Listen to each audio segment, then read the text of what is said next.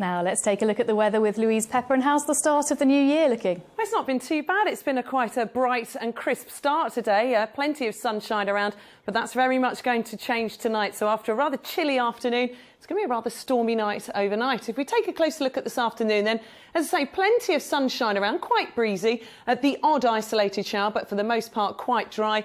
Temperatures around 6 or 7 degrees Celsius, so feeling chillier than it has of late.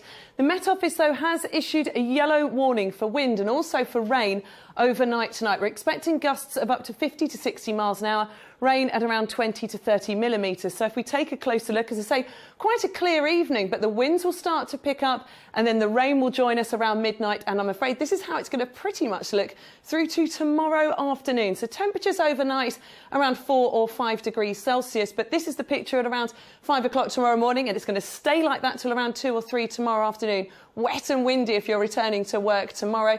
Temperatures by the afternoon perhaps a little milder than today. It says 9 degrees, I think probably closer to 10 or 11. Still staying unsettled in the rest of the week. Thanks, Louise.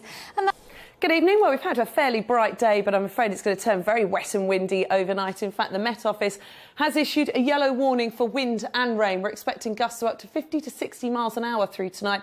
And if we take a closer look, this evening starts quite clear, but the winds will just start to pick up, and then this storm that's coming in from the Atlantic joins us in the middle of the night and stays with us, in fact, until tomorrow afternoon. So temperatures down to 4 or 5 overnight. And if we look ahead, for many who are returning to work tomorrow, a very wet and windy drive to work through the morning, and it's going to stay that way into the afternoon. Perhaps a little brighter through the afternoon, so a day of contrast. Temperatures a little milder than today as well, around 12 to 13 degrees Celsius. Looking ahead to the rest of the week, still quite unsettled, but perhaps a little bit drier and staying quite chilly.